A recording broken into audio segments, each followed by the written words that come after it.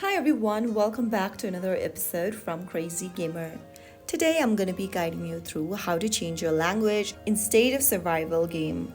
In order to change your display language setting on State of Survival, launch open the State of Survival application on your device and then from the main home page after the game loads, tap on your profile picture at the top left corner.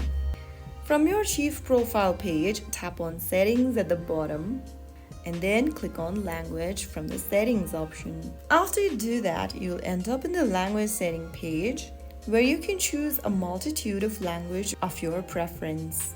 Choose the language you want to switch to and click on Yes, and this will restart your game for once so that the changes can take effect.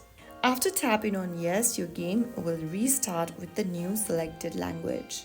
So that way you will be able to change your language on your State of Survival game. If you found the video helpful, don't forget to like, share and subscribe. I'll see you in the next episode. Thank you for watching.